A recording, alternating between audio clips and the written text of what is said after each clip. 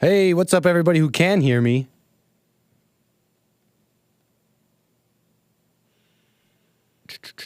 Test. Hey, what's up, everybody? Look, I'm gonna sit here. This is my fault.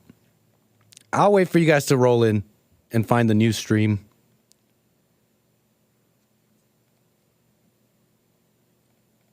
Hey, what's up, Santino? Thank you. Folks who are just coming in now, thank you. My apologies. I'm the messy one. Okay? I was told to do it a different way, and I decided to do it my way.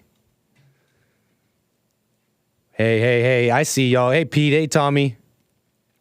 What's up, Rumble? I know we're still rocking over there. What's up, DJ 2020? Thank you. Always supportive. I think we're rocking and rolling, folks. This is your host. I am the American Anchor Baby, and this is my show. What the heck am I going to talk about today? What an entertaining 3 hours. I was way too entertained. I'm talking about the other Bond Network shows. The Joel Friday podcast. Hake Report, hosted by Joel. And of course, everyone's entertained those other 3 hours with Jesse. Hey, thank you. Guys, what the heck am I even going to talk about today? I think I'm going off the top today. There's some things on my mind, on my heart, and some of them were talked about today on the network. Marriage and my life and what's important to me, I guess. There's some news we can get into maybe. But I've just been too entertained. You got some subjects, Lord Bibby? What do you got? You guys are all talking in the chat. What's up, Lord Bibby? What can I say? I'm seeing you all in the chat, right? You guys were there, right? These past 3 hours? Everybody was there? Super entertaining. I mean, I don't even know what I'm going to talk about today. Except for some things that are important to me. I was thinking about my life a little bit, and from the beginning to here, and how I got here. I think about my family and stuff like that. And I want to tell you a little bit about it. I saw so many families in Mexico. I was there in Mexico for my trip. I told you guys about that, with a family I admire. And the father of this family has a similar upbringing to me, in that we both never knew our fathers. Not to any, or at least not significantly. Oh man, Lord Bibby, I thought you had some topics. I need topics. I'm going to need some, because I was way too entertained these past 3 hours. But, do you have siblings? I notice people with siblings are more inclined to be fruitful and to multiply, Nugget Man asks. Well, like I was saying, I was thinking about my family. It's unconventional how I grew up. I had sisters growing up, but they weren't really my sisters. They were, technically speaking, my aunts. They were the sisters of my mother. But I didn't grow up with my mother either. I grew up with my grandmother. She raised me. And this woman, you got to understand, a matriarch of this family. She had 4 daughters. She's this woman from Colombia. And she grew up way different than any of us. She grew up in a tough place. It was a tough time, but she had a lot of fun. She had a great time growing up as a kid. Kind of like Jesse. Riding horses and doing the daily things, but yet being a total kid about it. She, in some ways, reminds me of that. She's this matriarch of these 4 women, and she had the wherewithal and the how should I put it, the gusto or whatever to pick up and make something better for herself. She was married. That didn't work out. And she picked up and broke the law, yes, came to this country, but she twisted the rules fair and square, and I'm a citizen of America, and being grateful to this country. And so to answer your question, Nugget Man, I grew up, they called me brother. They called me their little brother growing up, my sisters. Nugget Man asked, so you're a single child? I mean, I had kind of both experiences because for a little time, these sisters of mine, they were much older. So some were already out of the house. But for a time there, two of them were with me. And I grew up with them a little bit. So it's like I had sisters in the home. And then for a while, I grew up without them. So I was alone in the home. So it's an unconventional thing. But I had everything, too, when I really think about it. I had everything. I had my mother, she worked hard and gave me everything when I really think about it. Everything I whined about, kind of spoiled. She went on, she had 4 daughters, and these 4 daughters went on and they became professionals in their own right and continued that to a very well degree. I mean, I kind of look at my family now. They're up in Canada, if you don't know. I'm an anchor baby from Canada. And I think about them, and I look at them sometimes, and I'm shocked at the heights they've reached. They almost seem like elites sometimes. They seem like the elites. I call them the Kardashians sometimes, the way they dress and the way they speak and the homes they've built and the money they've accrued and how well their families are doing, in terms of wealth and stuff. They're doing well as well.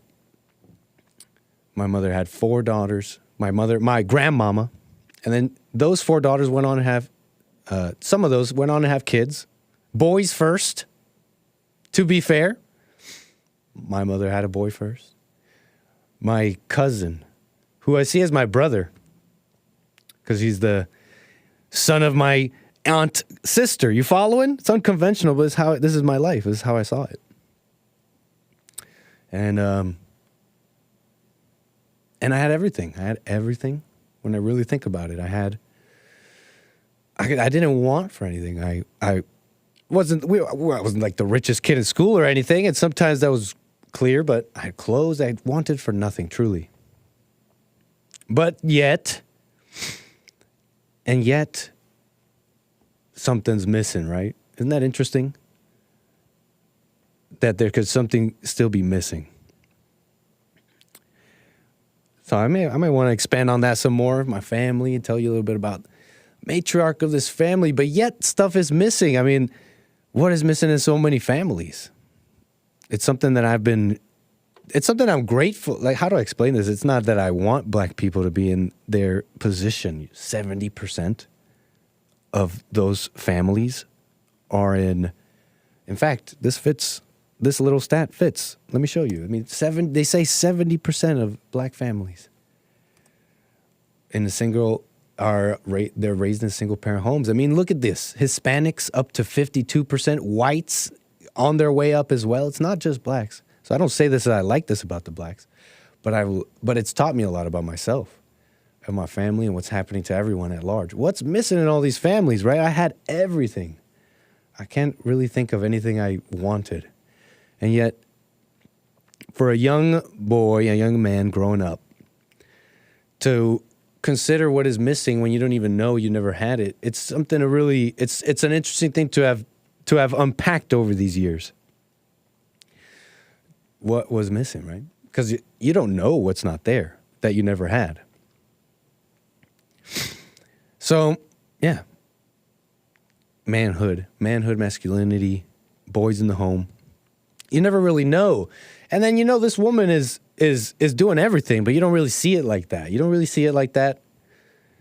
She wasn't this, we talk about mothers and forgiving them and the evil of the mother. And don't get me wrong, it's there, but this was a decent woman. She was a decent woman and gave me everything that I needed, yet stuff was missing. So it's never really that personal when we talk about mothers. It's a whole spiritual picture. It's all and when something's missing like that a woman can't give a young boy like that, it's just the reality of the situation. It's nothing to be all up in arms about. Why are you talking about women and mothers? It's not their fault. But something was missing. It's missing everywhere. So, just kind of thinking about this, I guess, a little bit. Especially since I have no show. Just kind of to entertain today.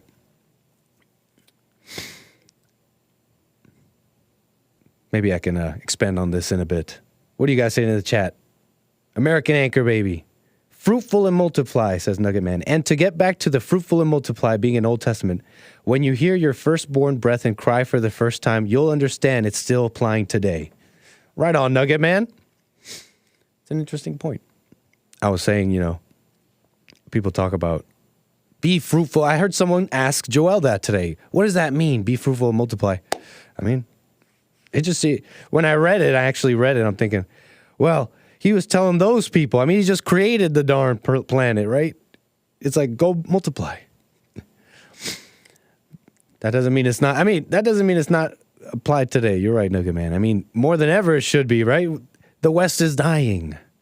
Marriages are, like I showed you, going backwards into a more primitive way of ordering themselves. And we're seeing the fruits of that. I may not be able to tell you I may not have the words and all the academic stuff or whatever to really explain that to you, but I can at least show you the fruits. And the results aren't good.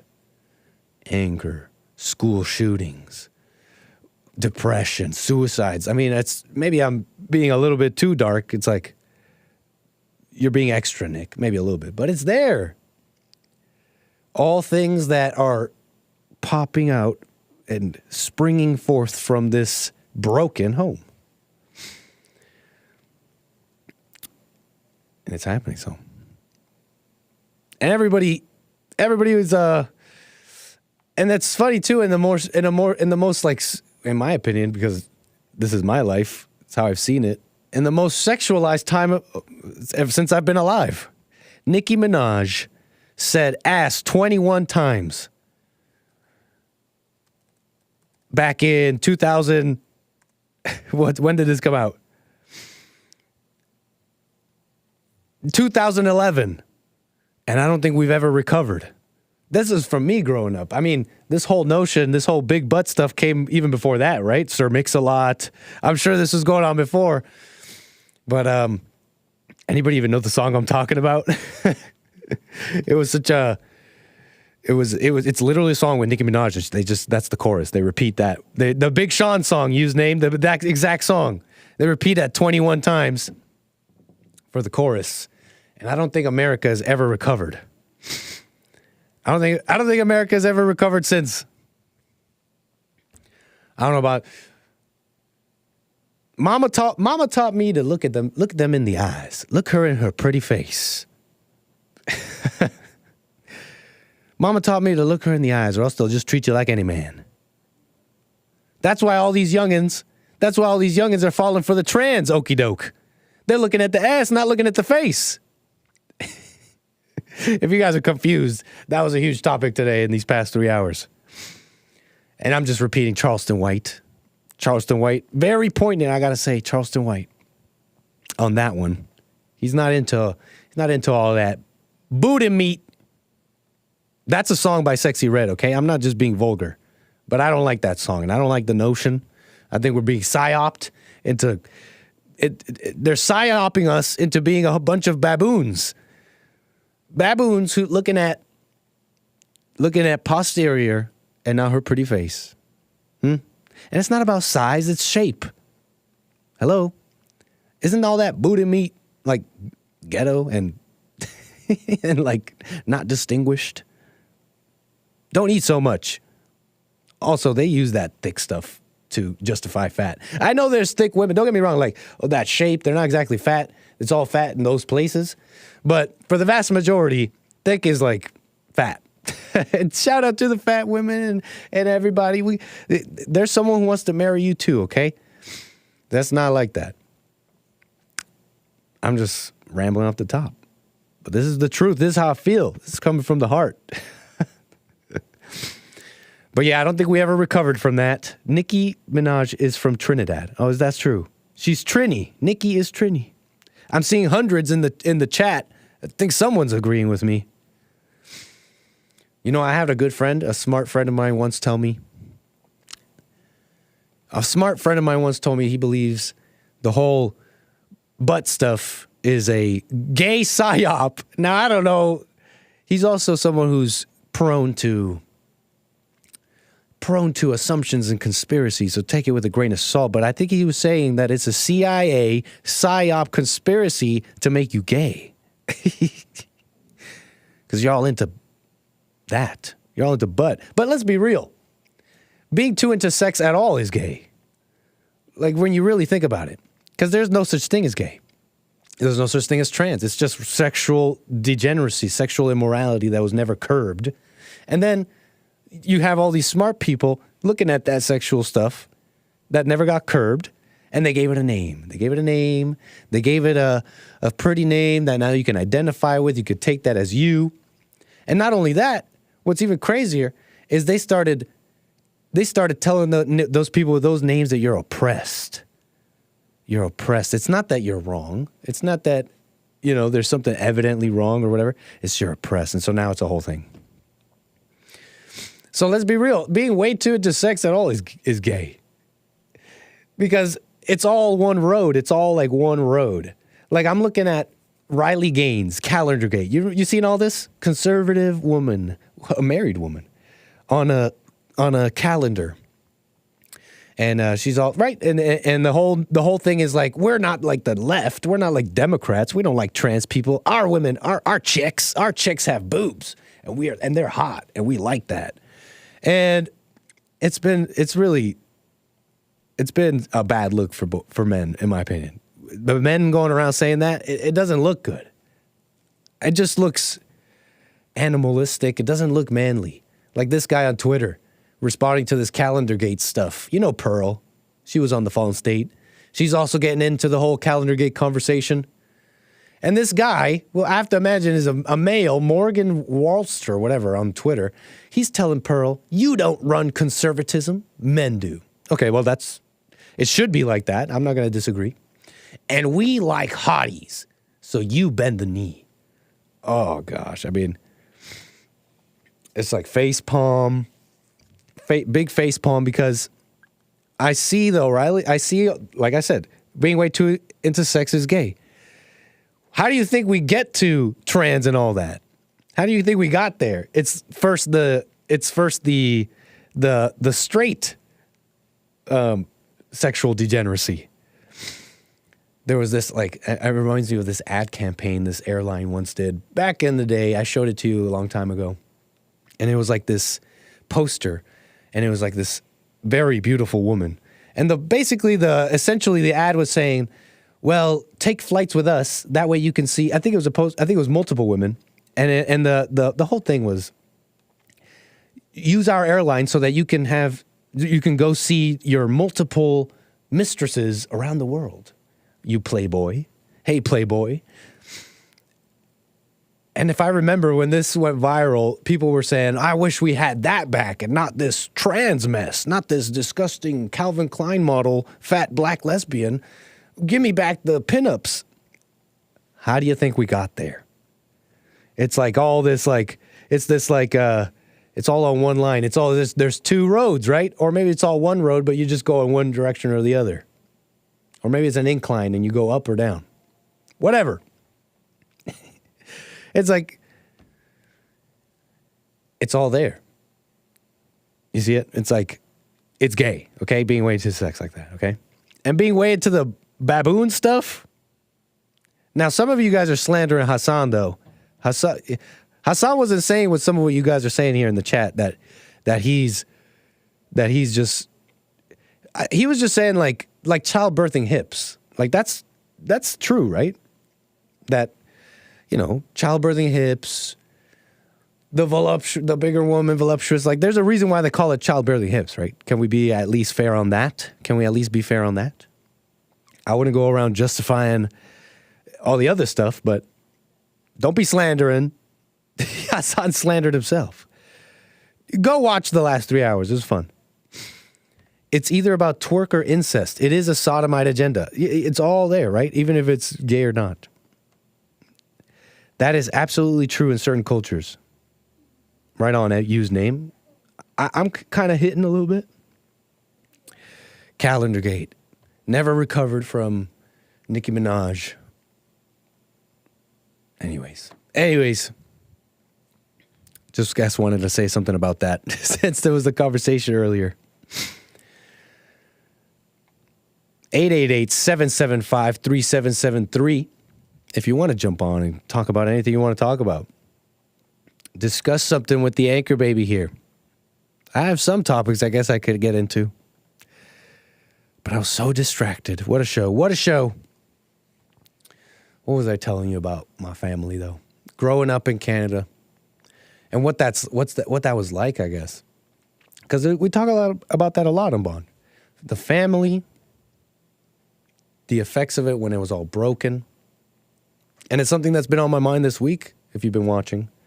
The death of the West. And these birth rates. And manhood, right? And what so many young men are seeking. Even people who had fathers. So maybe people don't totally relate. Because if you don't know, I never met him. I actually never met my father. I know a little bit about him. Now, I don't know if he was Cuban, like some people said. You guys have seen the DNA. You seen the DNA results? I think somebody was lying. I think somebody was lying, but how can I tell you about my experience growing up? My mother, this matriarch of this family, like I said, had this wherewithal to make something way better. I mean, you got to understand, she came from this time where she was walking over like logs to get to like over rivers and stuff to get to school. She would, when her mother needed to go to the market, they would get on the horse. They would get on the horse together and ride. They would go together, my mother and her mother. And when I say my mother, you guys know it's my grandmama, right? By this point. And they would ride together to the road, which was like quite a bit away. It was a nice long ride away from where they lived. And this road is where the bus would come. And so her mother would get off and get on the bus and go to the market. And my mother would ride the horse all the way back home. It was her favorite thing to do, she told me. And she'd ride this horse back when she'd know it's time to pick her up. She'd ride the horse all the way back to the road. Her mother would get off the bus with the market stuff, load up the horse, and she would get on the horse with all the stuff and all the goods that she bought. At this point, it's way too heavy to have another person on. And she'd take the horse with the goods all the way back home, and my mother would walk all the way home. It's a different time. A time where it was safe to do so, where people would help you on the road. And this is Colombia, too. Like, it's a world I don't understand. I'm trying to describe the difference in worlds that she lived, that she decided to change, right? And maybe it was evil. Maybe it was ego and evil because in her mind, she believed her children needed more. They needed more. They needed things better. And so she broke the law. She broke the law and jumped the border. That's just the truth. Jumped the border and was an illegal in America. She brought over some of her daughters who were already born. One of them born in America, like me. Her daughters would go on to have the anchor baby. But she had that. She had that in her too. You got to understand that I admire that. I admire that. She had that wherewithal, if I can put it like that. And she gave me everything. But yet what is it that, I mean, of course we know a father missing, but what is it that's missing in the woman they can't give it to their boys like that? Because I saw her working and I didn't see all that. She'd go off to work and I'd go off to school and I felt alone. I felt like, and I didn't even know that back then, but it felt alone and like unloved. It felt unloved. And this unlove grew. This unlove grew, when I really think about it, grew into resentment. It grew into resentment and then grew into anger. That's why, when I think about it, that's why whenever people criticized me, whether it was a teacher, a boss, I didn't take it well. I couldn't take it well. because I was already resentful and angry. And so I was chomping really beneath it all. I was ready to get at somebody. And so that never really worked. And I took that with me too for many years. Maybe even now. Like unable to, like, just taking criticism too hard. And so maybe you can, with that story, maybe you can understand men and boys a little bit more. And what's missing in the home. And how much of an existential threat, how much of a national emergency this is. And it's not really anything else. There's a lot of stuff going on in the country, sure. But this is a national emergency. Did you see this? Did you miss it when I showed it to you? Did you totally miss it? The collapse of the nuclear family. Marriage, death of marriages. The death of marriage in the United States. Look at this. Let's open this up on a new tab. Let's zoom in. Percentage of children born to married parents. And it's not just my mother, my family, when I think about it. Canada, this nation, gave me that too. Gave me everything. Think about this. This is for you, governments, that think you can give everything to a child, to a single parent home. Canada, a special place in my heart. It's a shame to see them put up signs telling these immigrants to stop crapping on the ground and in the beaches. And I see it change so much. It gave me everything. It gave my family everything.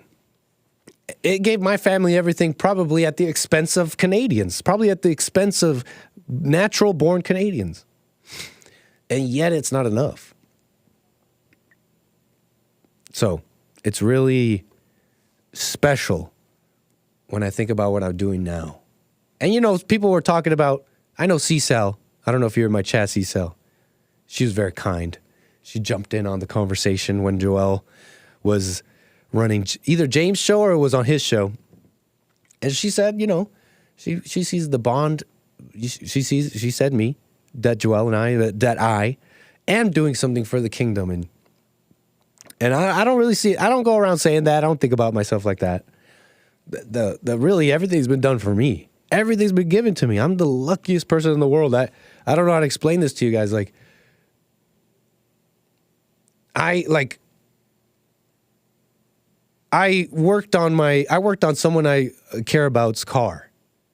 And I'm all like, oh, I'm smart. I'm just going to YouTube it. And it's true. I learned a lot. But their wheel fell off and they could have been hurt really badly. And it reminds me of just how, like, everything about me is luck sometimes.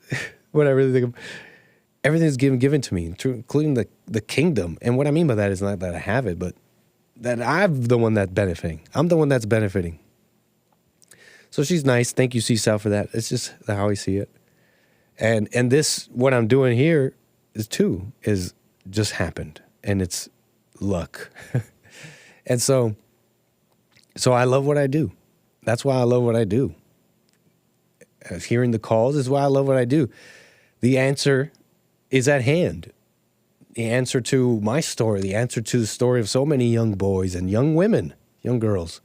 The answer is there. Forgiveness. And that anger you pick up. I'm so lucky, Nugget Man. You have no idea how lucky I am. This is a real story, Nugget Man. This is a person's car I care about. And I think about how much work I've done on my car. You know, I got to humble myself. Maybe take a class. You know what I mean?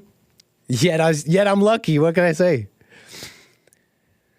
And humble myself, take a class, and really do things right. Because God gave me that and this mind. He gave me this analytical. I can like figure anything out. But that's not the end all be all. You know, I went into that deep as a kid. It's crazy how Satan works on the mind, especially intelligent people. This is not an ego thing. I'm not saying I'm so smart. It's really not that special to be smart. It's just a tool. Like you got the smart guy, you got the tough guy, you got the courageous guy. And the intellect is not the end all. It's not the answer. which the world is pushing and and everybody seems to put so much importance to. Look at me with my intellect. I almost got somebody killed. But God gave me this analytical mind. I can figure anything out. It really seems like that to me. I don't know how to explain it to you. It doesn't seem like there's anything I can't figure out. But that's not the answer. That's something moms love too. My boy is so smart. Everybody always tell me that. He's a genius. He's so smart. But what was missing? And so it's been an interesting journey of discovering that. Because you don't know what you're missing. You don't know what's gone. You don't know what's like that in your life. But it starts there. It starts a little bit with humbling. You're not all that. Forgiveness. I don't know. There's something there. I'm talking about something there, okay? Maybe you follow me a little bit. I'm talking about something. I'm talking about something, right? 888-775-3773. My apologies. Sorbiendo mocos with my runny nose. My apologies. Same was said to me. That's how the devil builds your ego, by telling you that it's you when it's not. Yeah, some people understand me a little bit. Anyways, Joel Friday on a Thursday. What shows, huh? You guys like that? We need to do that more. What do you guys think we should fight about next? What should we fight about? I want to fight. I'm not a fight. Damn government taking away the simple pleasures of crapping on Doc Weller Beach. Man, Renee, stop it. Was good with your sisters? What do you mean, Raymond? What do you want to know about my sisters? What do you want to know about the Gonzalez's?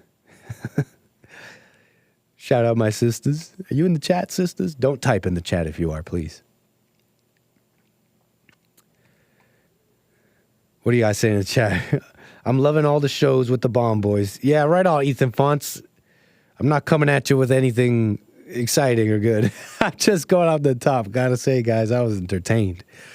That's some radio. Too much, yeah, to side because of like, and what does this say about ego? What do you think it says, DJ 2020? Anyways, that's just kind of what I've been thinking about. This is kind of on my mind, connecting it all. A little bit for you guys. Maybe you guys find this somewhat interesting. What else can I say about them? The Kardashians up in Canada. I'm telling you, my family became elites. I saw my sisters. I don't want to put too much personal info out there, but this is a praise, okay, sis? I saw her house. Man, I saw her house, and I'm like, what happened to my family? You have a bunch of Kardashians all of a sudden. I mean, what do you guys want us to argue about or discuss with the boys, with the people here? If you guys give me a topic, we might get into it. What should we fight about next? Because this is a good 3 hours. But yeah, my family, dang, they're like Kardashians up in Canada now. At least some of them. They're killing it. You got to shout out right on. Are they married? Yes. In fact, my sisters, 2 of them are married. And they have a family. One of them has kids. And she's a total, how do I explain this to you? My sister, that sister with kids, she's a boss. I say this with love, sis. She's a boss. A boss in the home, a boss in her business. And we all know about lady bosses, huh? You know, it's like, it's a little bit of that trying to be the man, I guess, in the home, in my opinion. I'm not going to put out too much of their personal info. But, you know, my cousin, who I see as my brother, he grew up, too, without his original father. You know, he's the son of one of my sisters I'm talking about. Don't go around judging, okay? I'm telling you some personal info. Yeah, okay, a lot of marriages are a mess, okay? That's my sister you're talking about. But yeah, my cousin, he grew up without his original father either. And I could see that spirit of my sister being the boss in the home. It didn't work. It worked in the office. Don't get me wrong. That business is killing it.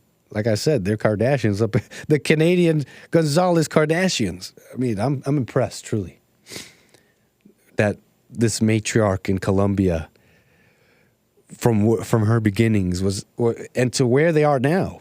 It's impressive. Nick spilling the family tree. No, trust me, I've said very little. But that didn't work either. It didn't work either. You can have so many things, wealth and all these things, but that won't make you a man. You'll still have an emptiness. So that's why I love what I do. And I'm grateful. Because it's like the answer's there. You guys see it right in the chat. Maybe I can't always articulate it, but it's like the answer is there. Men can be men. You can discover manhood. You can forgive and overcome. It's beautiful. So I'm blessed. I'm grateful for all of you. I love what I do. What can I say? If you have a dad, even if he was messed up, be thankful. So true, Flat Earth Victory. I hear people tell me about, oh, my dad this. My drunk dad, for example. I'd love a drunk dad. I love it. Maybe, I don't know if I'd love it growing up. Maybe my mom would have gotten to me and told me that it was bad. But hopefully, in the perfect world, I would have grown up with a drunk dad and it would have been awesome. Hopefully, you wouldn't be like too crazy because that's its own hell. Don't get me wrong. But what Flat Earth Victory is saying is true. Even if you have a dad that's messed up, be thankful. Forgive. And you'll learn, too, a lot of insight. You get a lot of insight on life, about yourself and everything around you if you just sat down and asked them without judgment. Hey, why this? And why did this happen? How do you see that? Meth dads are where it's at, says Raymond. Lord. All right, don't take the joke too far. I'm just saying, that would be so funny. That's my drunk dad. I love him. My apologies. I got a little sick in Mexico. Brought over illegal aliens disease. Maybe I need a tissue or something. I keep sorbiendo moco on the mic with the boogers. But okay, don't try to be nasty. But listen, it kind of reminds me a little bit of some of the discussion with Joel earlier too. They were talking about, I'd love a drunk dad, based Nick 2024. It kind of reminds me of like, because people are talking about marriage and stuff and how relationships should be and stuff. And I heard something about be friends. You should be friends. Like, I don't disagree with that. Like, but I think this is something that society is doing with language. They're like, it's like friend is something that you can have alongside with other things. Maybe, let me put it like this. Tell me if you guys agree. Maybe all these different categories, which, by the way, words and categories themselves you should have an awareness when using those anyways. You should have an awareness of what you're even saying with that anyways. But take this. Maybe they should all be separate. A friend is a friend. A wife is a wife. You know what I mean? And just because she's your wife doesn't mean that she's not your friend. Like somewhere in wife, this is that. But a wife is a wife. Your friend is a friend. Why are we mixing stuff? A marriage has its role and what it is. A friend is its role and what it is. We start mixing stuff and it gets weird. And who said you need to have this title friend to understand each other and to be friendly, to have fun together? If I don't have that friend title, we're not going to have those things. Then it's just a marriage. Then it's just husband and wife and boring or empty or it won't last. No, if it's just a marriage, if it's just what it is, I think it's more likely to last. It's not confusing. It's a marriage. You know what I'm saying?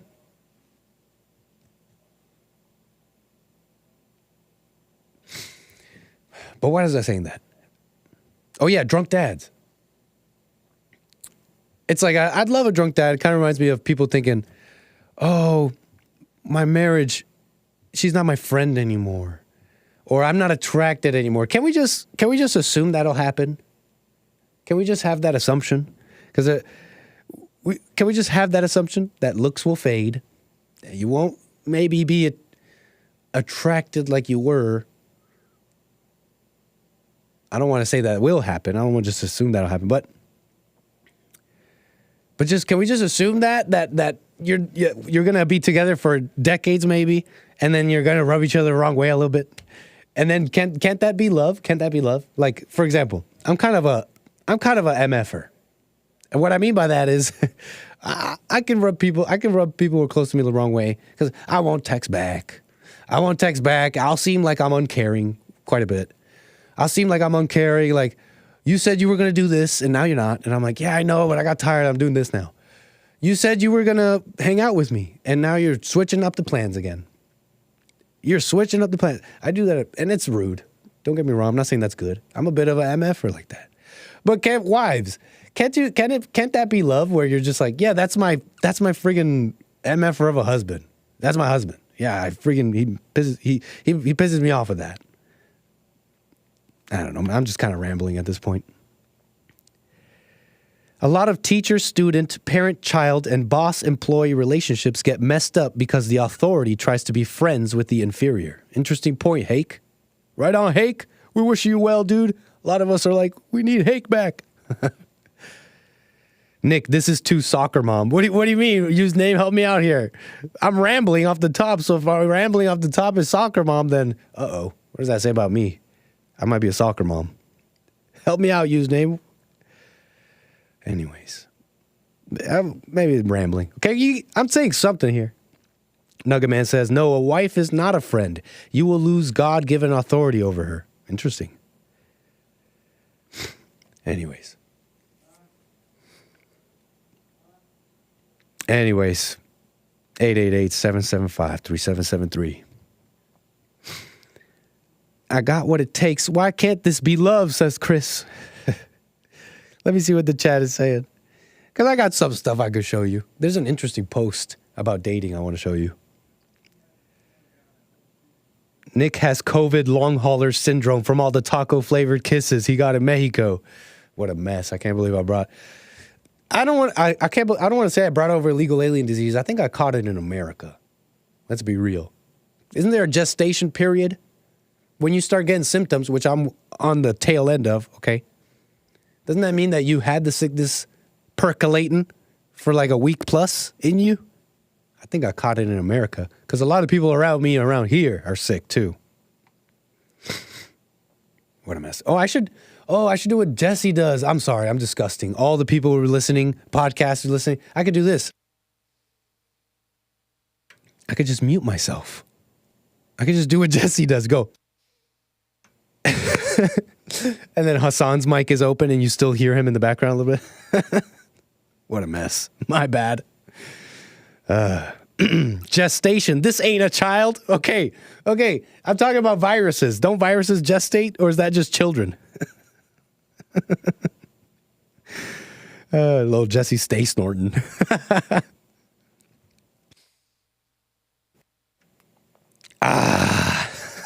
Gross.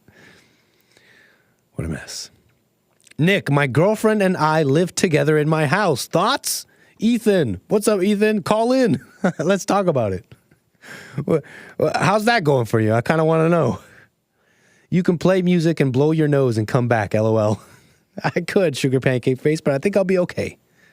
For now. No problem. I'll continue the muting. I can't believe I forgot about the mute button. That's so gross. I'm having fun, though, off the top, looking at the chat. I will get into this topic, though. Trust me. Dating, something interesting, an interesting post, and conservative modesty. It'll fit the theme since everybody's talking about ass. Wait, am I allowed to say that word? Uh-oh. It was a Big Sean song. I don't know if I'm allowed to say that, actually, now that I'm thinking about it. I grew up in this degenerate world. That almost seemed normal to say. It's like donkey. Wife and friend is just a word, and the word means a lot of different things to people. That's true. That is also true. Language is just a bumbly, like what Sean was saying, I think once. Language is just like a clunky way.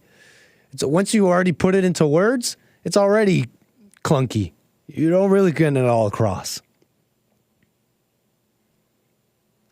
888-775-3773 is the number, Renee. But anyways, Ethan, how's that going for you? I'm at work, can't talk, haha. It's working, and I'm thinking about proposing this year. All right, Ethan. How long have you guys been together, and how long have you been living together? And is it your place? Usually we say incubation when talking about viruses. Thank you, Nugget Man. But I wouldn't recommend it. I don't know what your situation, Ethan, but here's the reason why I wouldn't recommend it. It's the same reason I wouldn't recommend sex out of wedlock. I realized,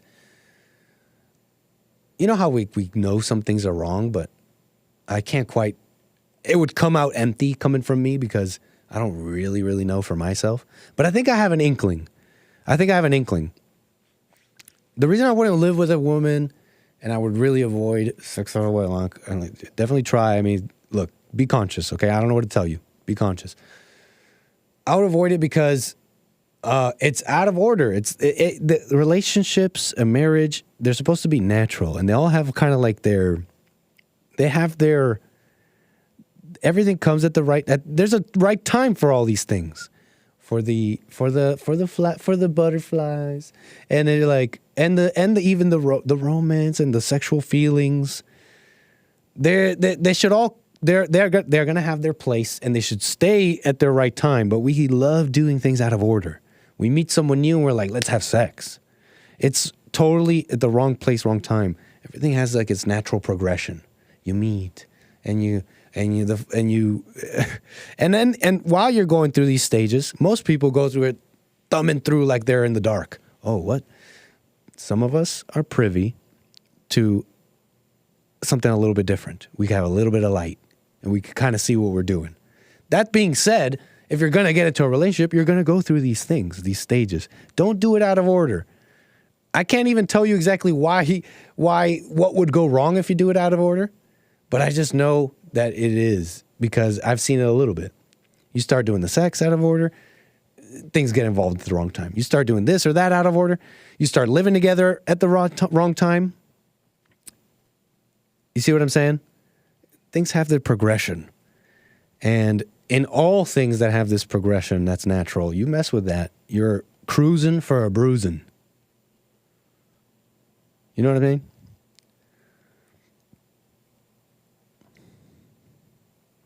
Anyways. Where was I? Wishing you well, Ethan, though. You're saying you're thinking about proposing. Out of curiosity, since you're in my chat talking about it, what makes you want to propose? What is it about your situation that's made you want to propose? And all that.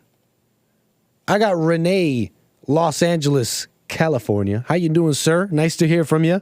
Happy New Year. Hey, Happy New Year, man. Always a pleasure. Yeah, man. Why would you want to propose? I don't know, but is it worth it to cruise for the bruise? Are you talking about Ethan's situation in my chat? Yeah. Yeah. Go on. What do you mean by that? Could you expand a little bit? I mean, yeah, I could. If I can add to it, so you're welcome to respond to this. Ethan, in fact, just responded, said, it's a good test to see how you guys work together when it comes to house homeowner task. He's saying it's like a good test run for marriage and living together. What do you think? I think it's greater than that. I think you can't just simplify it that easy, because it seems like at one point you're settling and then you're gonna, just live that life unfulfilled, to have that void. That's interesting, man. Can I add to what you're saying? I think you're right, man. I think you're adding more hardship.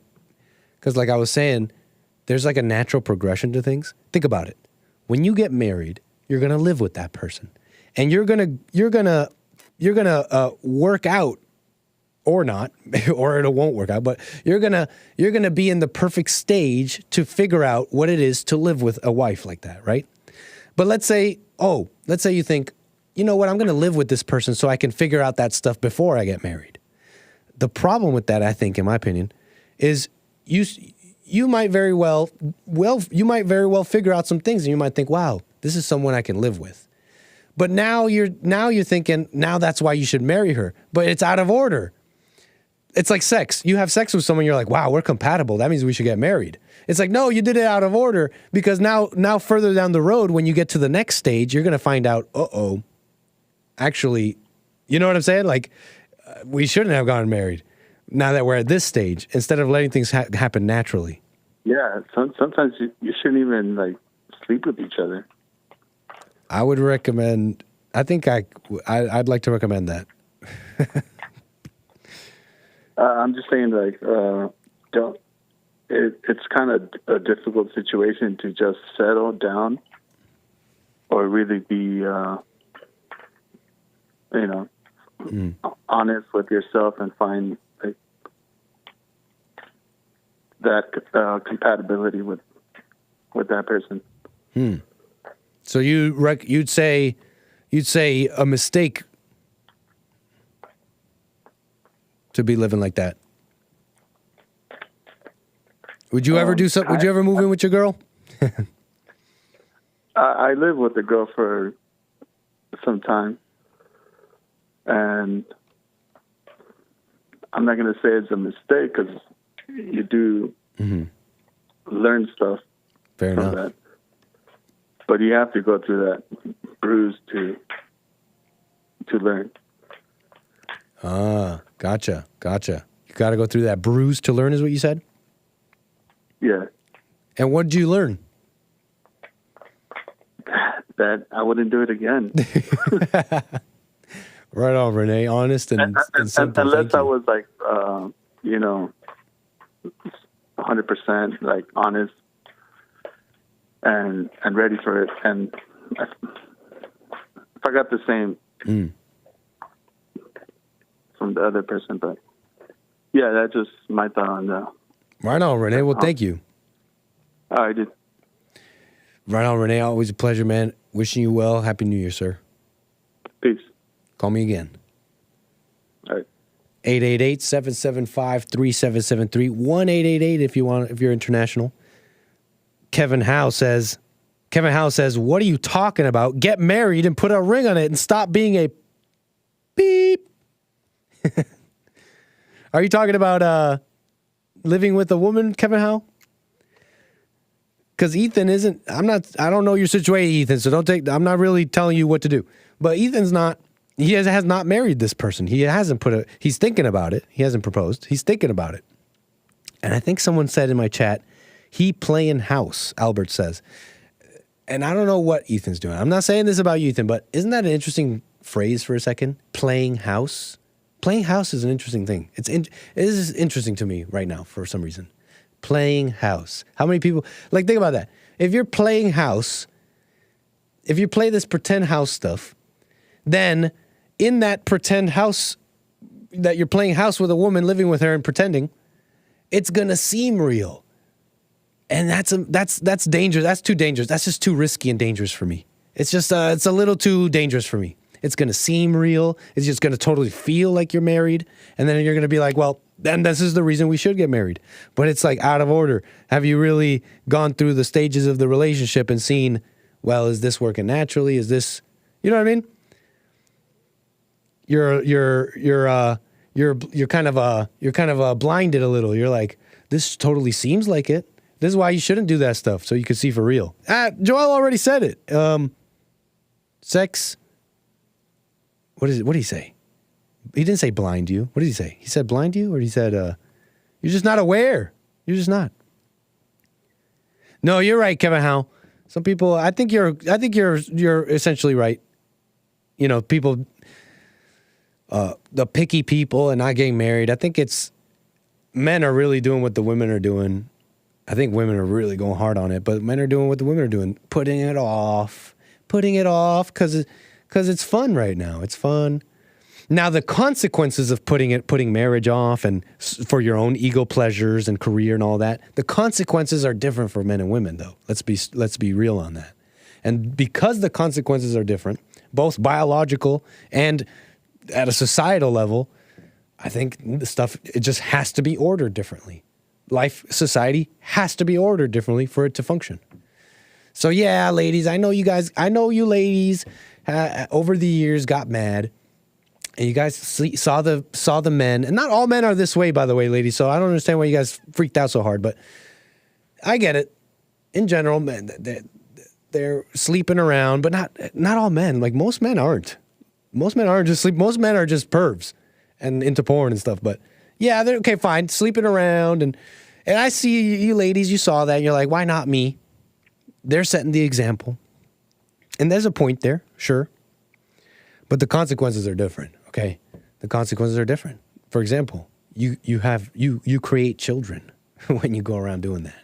And so how do you get around that? Now you got to have abortion. Now you got to have the pill. Now you got to have contraceptives. Now you got to basically put the child rearing and the future of a nation in the hands of women. And what have we done with women? Well, men and women hate each other. Women hate men. In fact, women are willing to let a whole society die unless men give them what they want. I mean, I showed you a quote from a Japanese woman not too long ago. She said that as much. She is a Japanese woman. She saw the birth rates of Japan, and she says she likes it. She loves it. She thinks it's great. She thinks it's what Japan deserves for Japanese men not granting full equality to women. And so now, women are only going to have children if men make it nice enough for them. Evil. So the consequences are different. Society has to be ordered differently. Big Bump in the chat says children playhouse, right? I know I'm just maybe saying platitudes or the first thing that comes to my mind, but listen, playing house, that's a game for children, right? This dude sounds stoned. Whatever, Stephen Will. Anyways, most couples today are just friends with benefits who end up living together for like 12 years, and the woman still expects a destination wedding and a huge rock at 45 years old. What a mess. Anyways.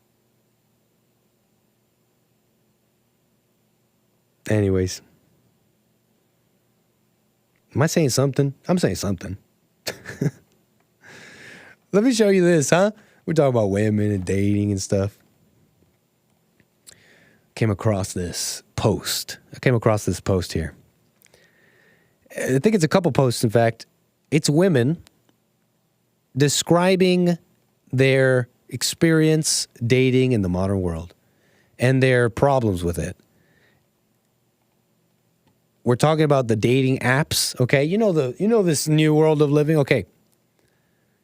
I don't think we really quite understand what a revolution that has happened in dating with the advent of Tinder and things like that, okay? And just technology for a second, okay? The ubiquitousness of the phone is something that's happened in our lifetimes, in our recent lifetimes, in the 2010s. The ubiquitousness of the smartphone, of the Apple iPhone and whatever other phone you want. The fact ubiquitousness meaning like the vast majority of people have one. That happened in the last decade or so. Okay, yeah, the iPhone came out before that, but until everyone has one, okay? Pretty much everyone has one. That is something that is new. That is just in our recent history, in our lifetime, okay, you follow me. So that's why elections and all that has been such an interesting, and censorship has been such a huge topic, because it's a new world we're living in. It's been a revolution with this technology.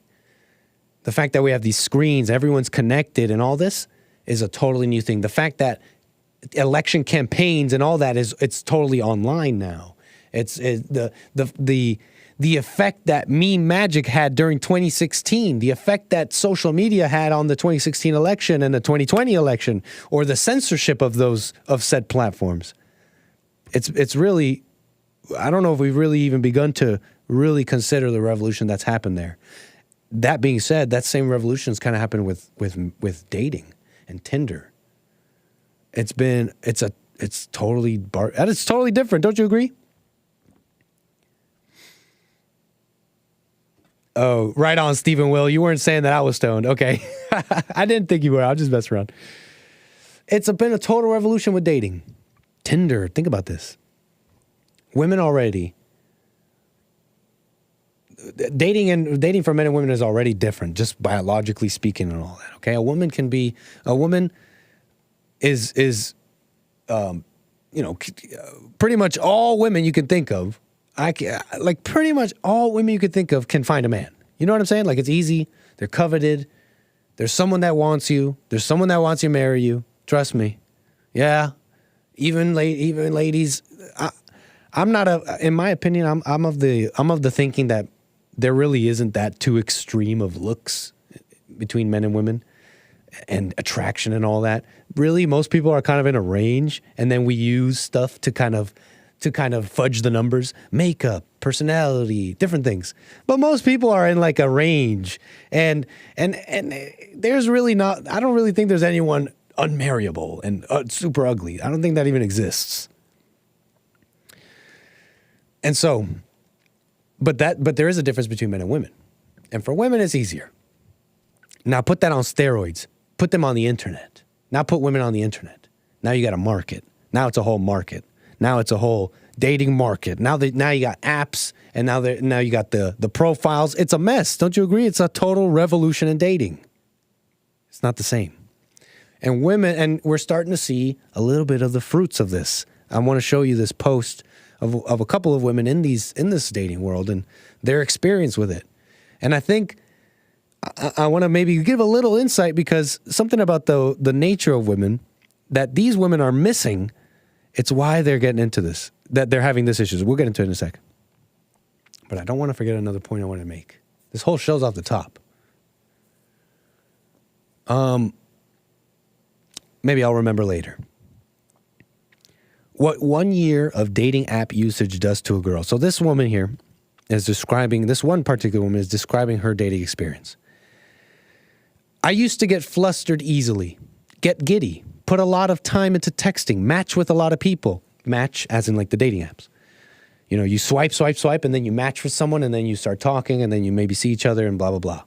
Bingo, bango, bongo. Maybe more bang than bongo. But hey, that's just the modern world. I used to get giddy, she says, match with a lot of people, even those who I didn't think were attractive necessarily. But they wrote such kind messages on my profile, I'd match just to talk to them. I used to really insist on splitting bills and cater to my date's style. If I saw they were into edgier clothing, I'd come dressed to dates in hoops and leather. If I saw they were dandy, I didn't know that was a thing. I'd come dressed in cute plaid skirts, whatever. A year later, I've become a much harder person. For one, I rarely match. It's actually one of my prompts. If I match with you, it means I want to meet you in real life. Let's skip texting. Let's just grab coffee, food, or drinks and talk in person instead. So many conversations have led nowhere, and I don't have the energy for it anymore.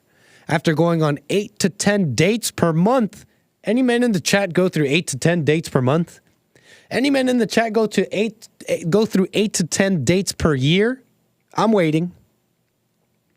Let me know. 8 to 10 dates a month. I rarely get giddy, and I found myself in complete analysis mode. It's become so clear on what I want in someone. As soon as I spot someone avoidant or see red flags or they have traits I don't like, I just know it gets cut off here, but she just, I guess, doesn't like it.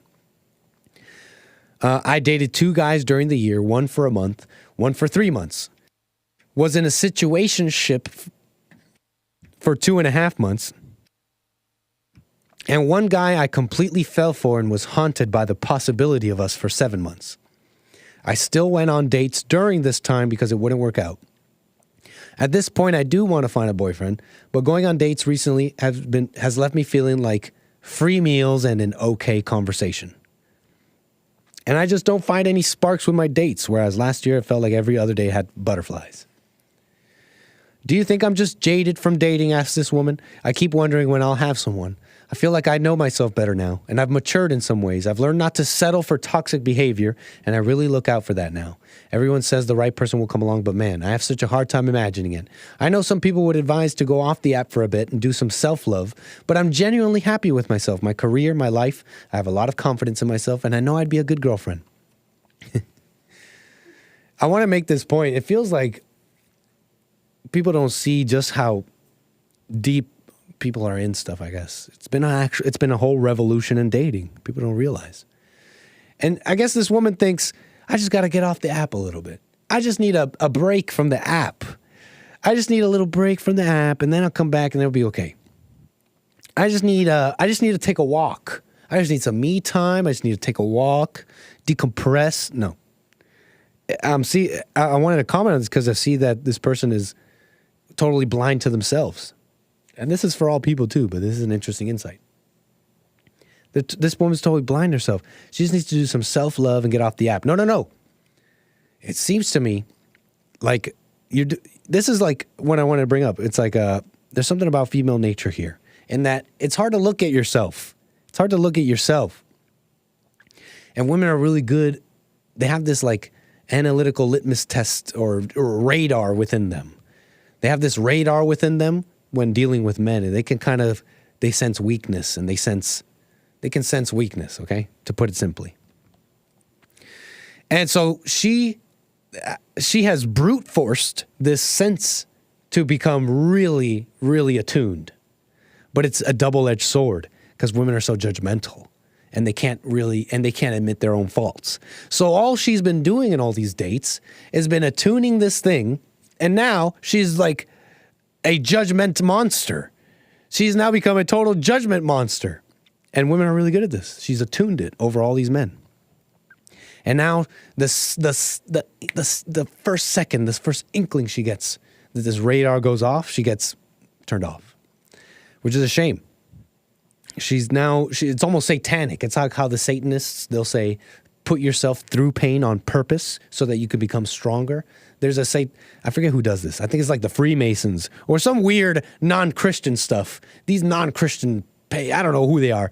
They say, purposely put yourself through pain so that you can become stronger. It's really dark. It's strange.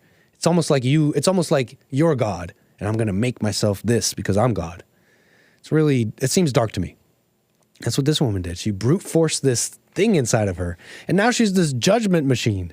And you're never going to be with someone like that. Not saying you should, but, she's saying she wants a boyfriend. She wants to be with somebody. And I just need to point that out. She is like that woman thing. She can't really see herself. They're so good at judging. And then not to mention the she's saying toxic behavior, I'm sure the medium by which she's meeting these men is not helping. Everybody knows you go on those apps to find you some, you know what I mean? Everybody knows you get on those apps to find you a little something, right? Even the guys who are on Tinder looking for a relationship, they're swiping going like, ooh, I want that one.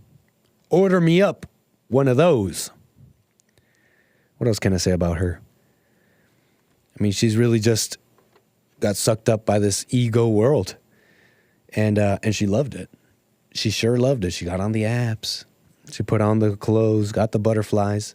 And on butterflies, she kept going through that stage that there's this natural progression of relationships and stuff. You get the butterflies. You do this stuff. Admit it. Be honest. But she kept doing that and kept doing that, and now that whole sense is dead. And now she doesn't even want to go through that beginning stage where you go through that stuff. It's been a revolution in dating. It's strange what's going on. I've never had it. I'm not bragging. I'm not here to brag. I'm not the player, okay? I've come to learn how to deal with women, though, in an interesting way, I think, in my opinion. I'm not a player. No, I'm not at all. I've never been on these Tinder apps, never had one of these apps. I've never had one. I've never been on one because I've never needed to. And I'm not bragging. It's not to brag. I'm not saying I get so many. I've gone years not caring about women and not dating and not doing anything. And I think you could say it's because I didn't care. You could say it's because maybe I didn't know how. Look, I'm just saying, I'm not a player, but I never needed that. I meet people all the time. There's people around you. Be patient. Be patient. There's people around you. Just open your eyes. Say hi. Say hi. You know, I saw this lady. I went to the dentist. I saw this older lady. Definitely a different generation. I'd say maybe boomer, maybe younger. And the way she interacted with those people around her and this in the lobby waiting area.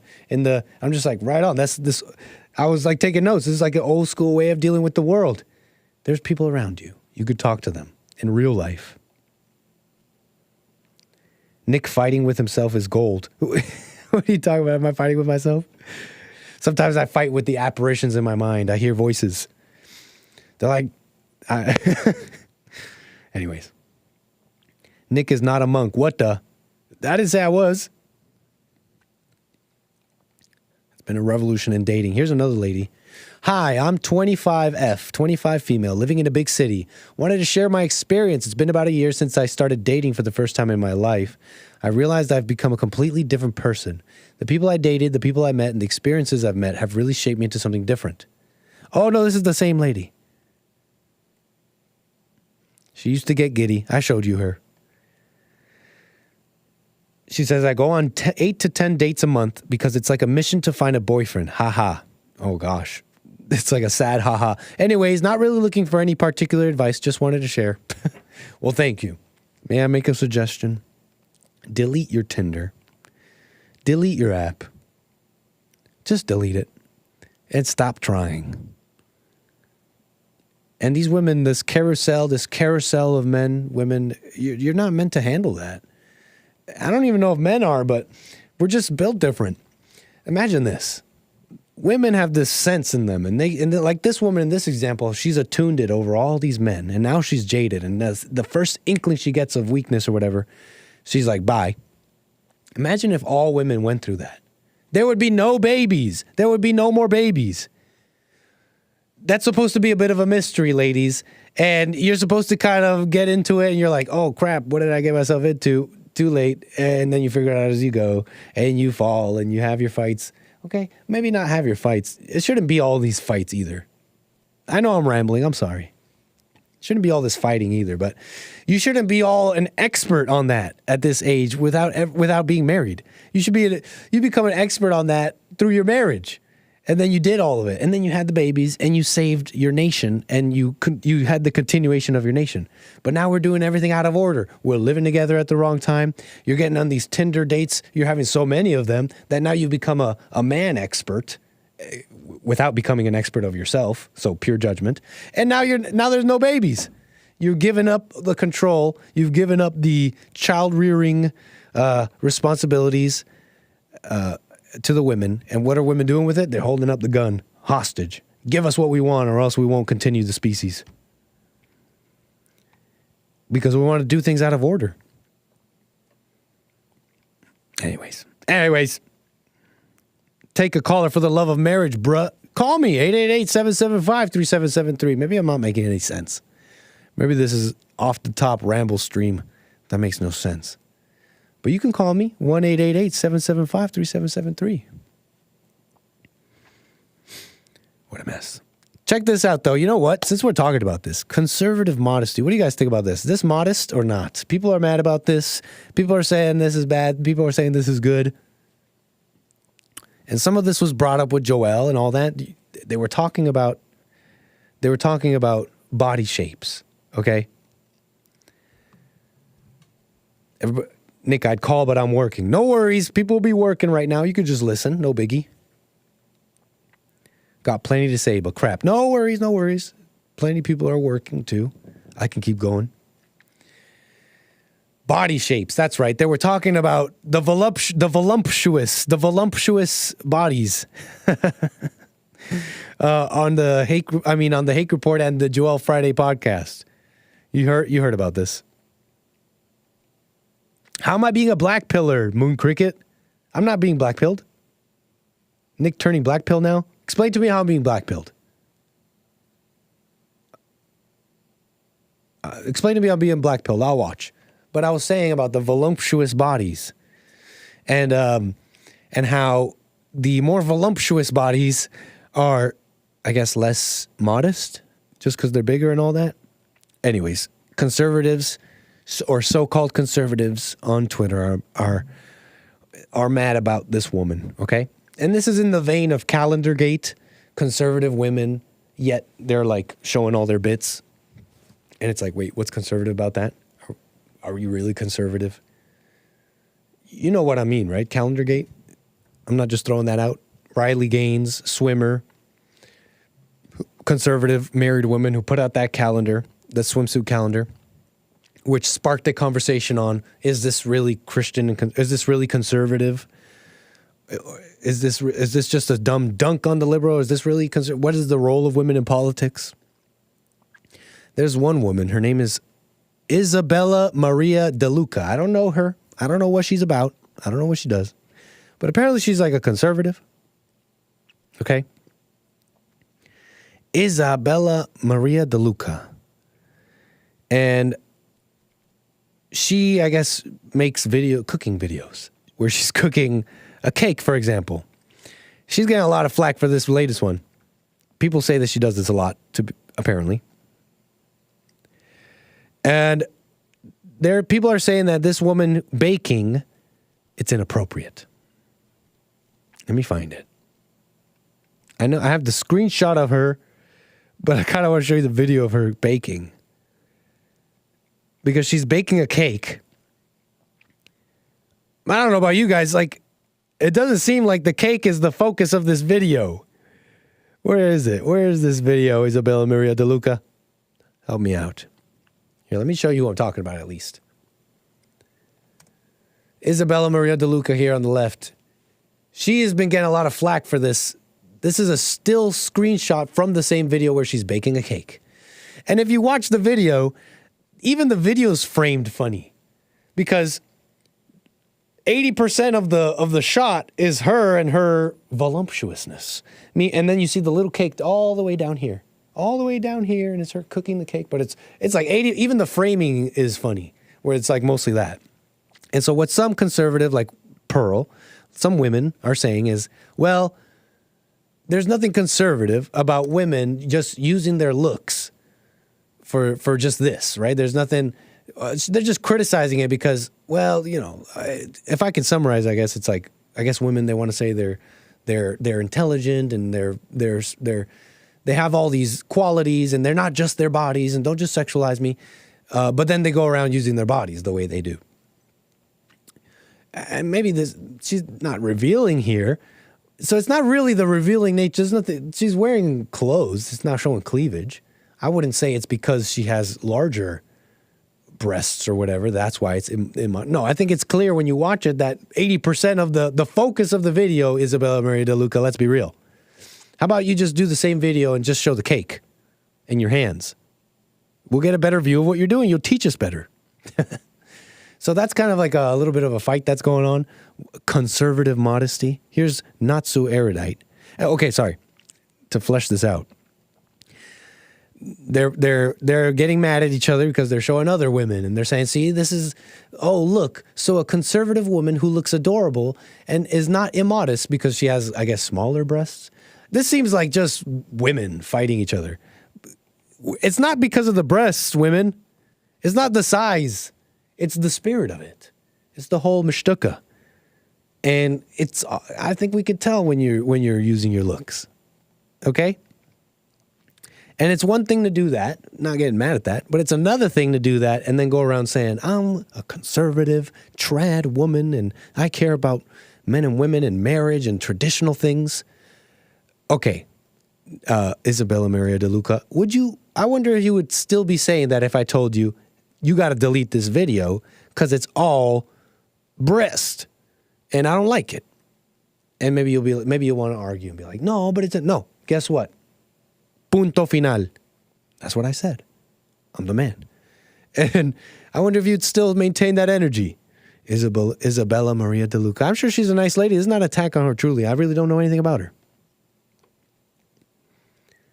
Anyways.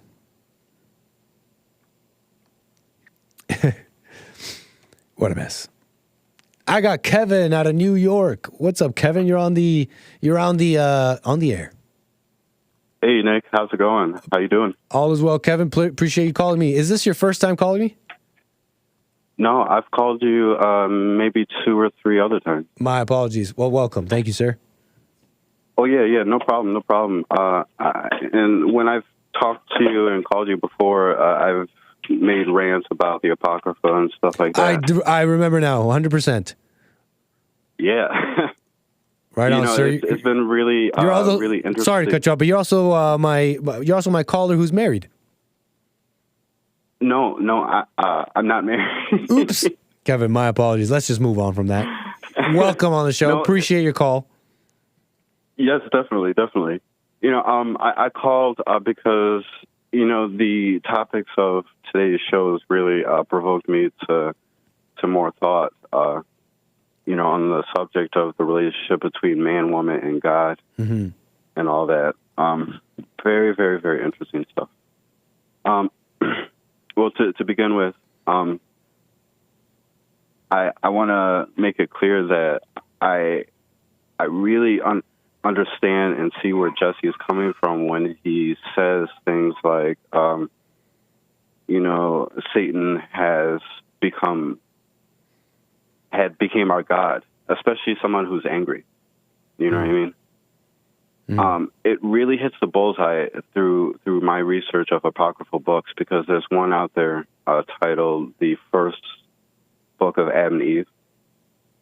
There's also the Second Book of Adam and Eve, where it is basically telling us the story of what we already know when it comes to Adam and Eve, but has more details, which I think is what is so interesting about it. So when Adam and Eve had disobeyed God and was cast out of the garden, it says details in this apocryphal book, such as Satan had became our God from that very moment of disobedience. It was actually allowed by God that this were to happen, because as Satan had became our God, it was sort of a way to show humanity, or in that time, Adam and Eve, that, Satan was not going to give us this divinity that he promised us. You see what I'm saying? I'm following you. Can I just clear something up and let you continue? Are you saying that in this apocrypha, with the details, you've learned that God meant for the fall to happen to show us that Satan is evil, basically? But are you saying that man or whoever God allowed to fall in that way had already started believing in Satan or something like that? Maybe not necessarily that he meant to have the fall happen, but to have that opportunity shown that this serpent, this Satan that we listen to, was full of nothing but lies and hate and anger and all that stuff. You know what I mean? That's the details that you'll get from reading this apocryphal book. Go on. It's really, really interesting. Yes. But to go more on to what I called about, read something that's called, before I get into it, there's audiobooks of it all over the place. YouTube is great for it. About the Apocrypha? Yes, a part of it. But to be more specific, in another apocryphal book that's titled The Gospel of Philip, very, very interesting stuff.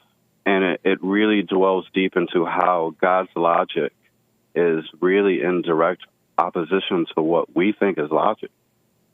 Do you know what I mean? Abstractly, that just sounds true. That sounds correct. I think we do that a lot, don't we? I don't know if I know what God's logic is, though. Well, I'm going to give you an example of that. Okay. It just, I don't know how to explain it clearly, but it just makes sense to me. For example, it says in the Gospel of Philip that, we may have the understanding that the person is more valuable than the clothes that they wear. Okay. That seems true. Okay. Yeah. But with God's logic, in a place such as heaven or even hell, the clothing is more than the person wearing it. You see how it's opposite? That very idea works consistently throughout the scriptures. Do you know what I mean? Just as it's said that a person who goes to heaven is clothed with God's glory.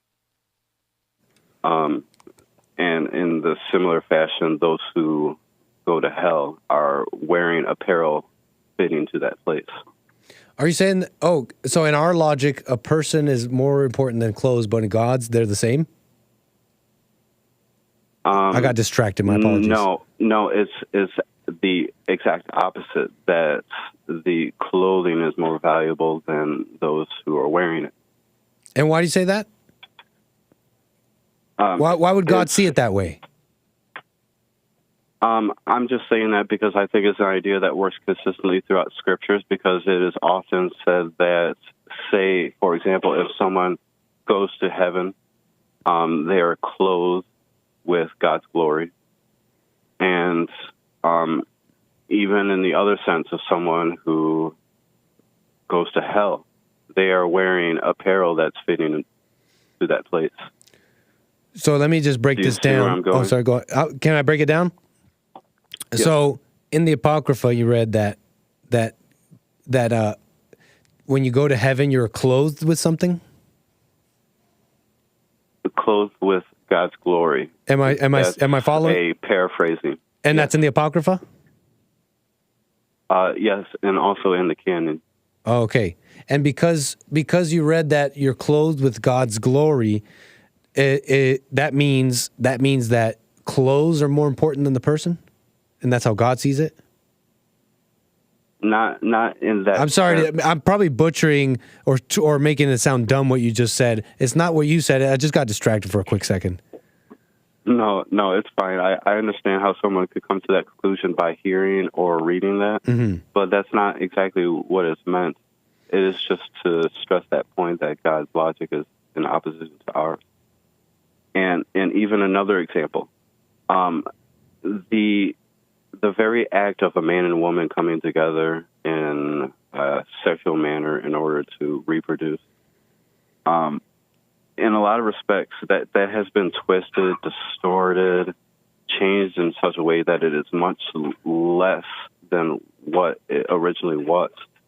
And even the way that the Gospel of Philip describes it, it describes it as an image in itself, and that it was. What is an image in itself? Mankind. What is the image? The image of a man and woman coming together in a sexual fashion in order to reproduce. Is an image of topic. I'm sorry? That when men and women come together in a sexual way to create children is an image of something, of God? It's described as a single image in itself. And what does that mean? It's been when something is a single image. It seems like this Apocrypha stuff is confusing. What does that mean when something is a single image? It's only describing that way because it's saying that it's distorted by mankind, that it has power to it because of what God originally intended it for. That sex has a power to it. Yes. Because it's God allowing us to participate in creation. I guess there is. Do you see what I'm saying? I mean, I'm following. I mean, I don't know. I don't know the significance to my life. I mean, it seems like that's just true, right? There's the power to create. It's not. I mean, it sounds like you're acknowledging it's not your power to create children. It's a power that, in that sense, I guess when using language, it seems like sex has a certain power. I don't know the significance. It seems like one of those things you hear that's true, but I don't quite understand and can't really get deep about. Oh, yes. You know what I mean? Because I just don't know. Oh, I do know what you mean. And to even further try to stress my point, it's just that the reason why I'm describing it this way, and even according to how I read it, is because it was twisted and distorted in such a way to where, I mean, look at where we're at today. A lot of times sex is seen as a very nasty thing, or You know, it's just not what it was supposed to be. It is, though. You know what I'm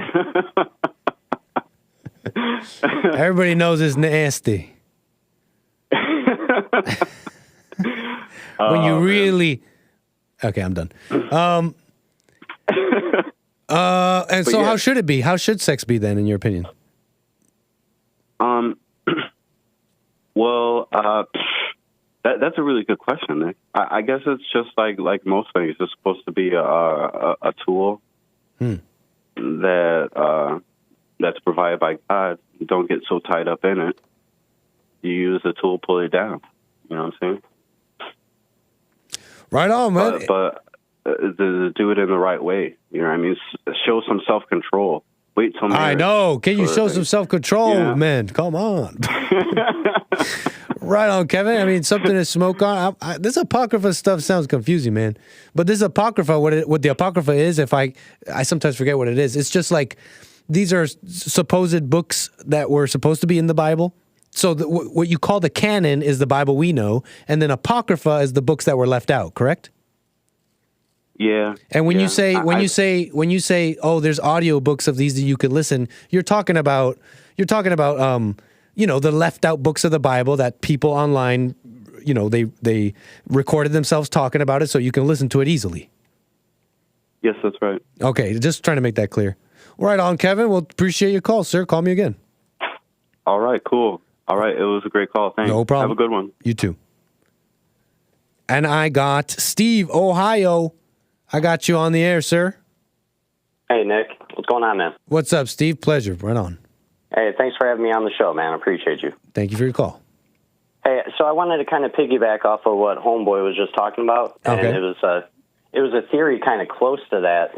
I can't really pinpoint all of it, but what I heard was possibly when you do have sex out of wedlock, that can be eating from the tree of life, and that is the energy that like the demons feed off of. Maybe not Satan himself, but the dark energy. So yeah, I mean, everything you said today, it just struck home with me when it comes down to, every time you dip in there, you feel empty inside.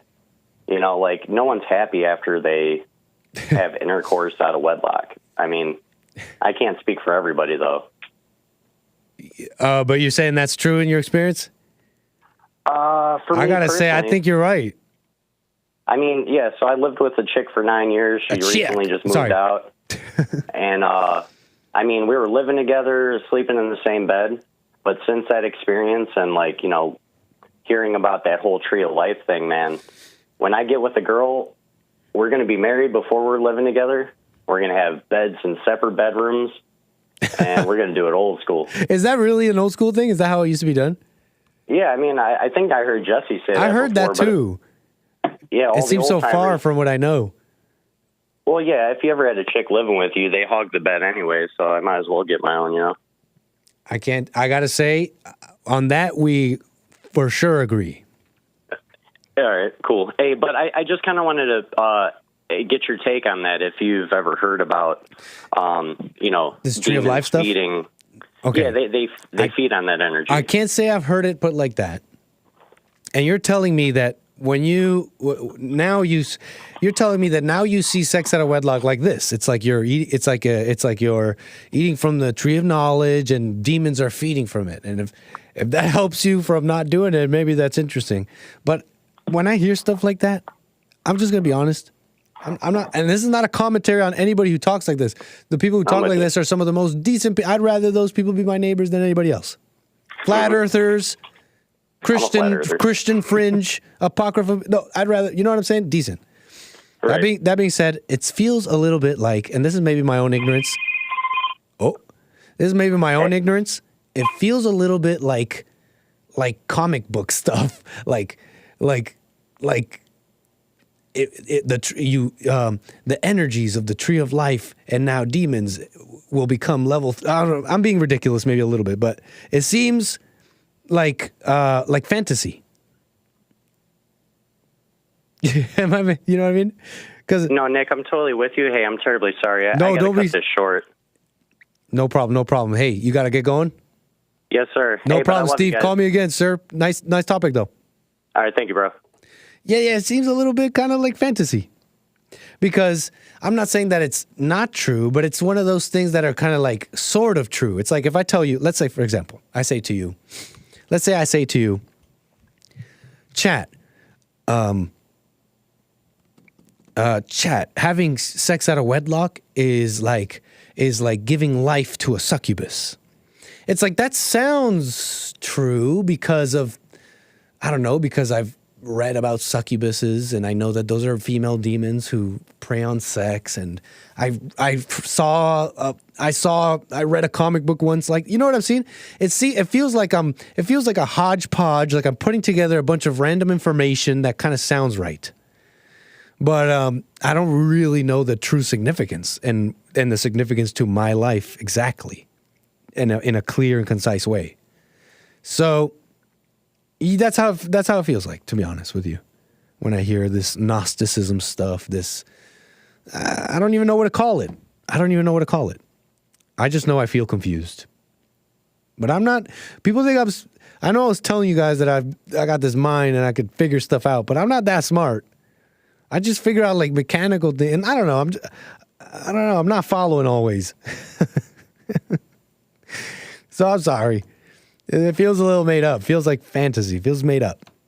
It feels made up. That's what it is. It just sounds made up. Like, yeah. Anyways. Let me check here real quick. What have y'all been saying? Make sure that everything's cool here. DJ 2020, what's up? Sparkle of Idols. Complete beta stroking. Devils fight each other. Yo, yeah, you like the earlier shows, DJ 2020, right on. Amazing. Definitely a fun day today. Anything else we could talk about? The last few minutes of the show here. We really got through it all, don't you think, folks?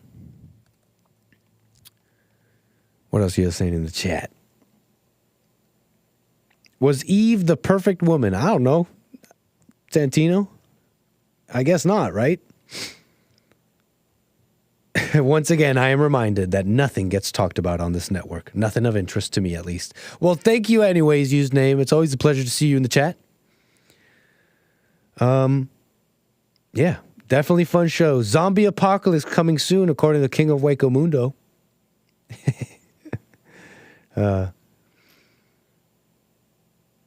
Jeffrey Epstein said if he didn't have sex twice a day, he would kill himself, allegedly. Is that true, Gregory Mims?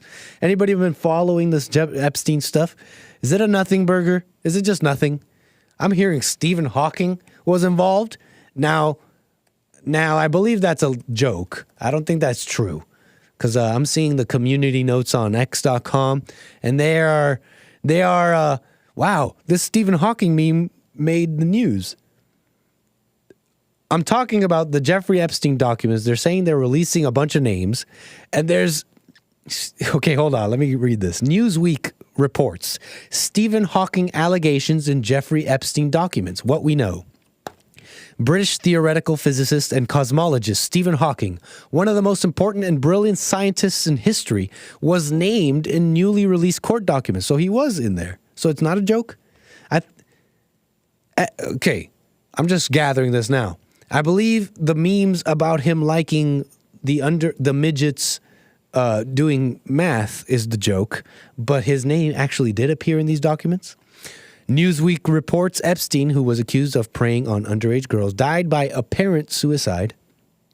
The documents released on Wednesday are related to a lawsuit involving Epstein's longtime associate, Ghislaine Maxwell. The court records include names that were previously redacted, but the New York judge ordered in December should be unsealed. The disgraced millionaire was known to have a wide circle of friends. Hawking, who was famously diagnosed with amyotrophic lateral sclerosis at the age of 20 and was told he would not survive more than 2 years with the disease, died in 2018 at the age of 76. Okay, his appearance on the unsealed court documents is linked to Epstein's effort to discredit allegations of Hawking taking part in an underage orgy. Hold on, let me read that again. His appearance on the unsealed court documents is linked to Epstein's effort to discredit allegations of Hawking taking part in an underage orgy. In an email written into 2015, Epstein refers to claims made by Virginia Giuffre, an alleged trafficking victim involving Hawking and former President Bill Clinton. Look, folks, I don't think this article is saying they did it. They're just saying their names were in there, okay? Go do your research. I think this is a nothing burger. You let me know if this is something I should cover. Do you think this is a real thing? Do you think this matters?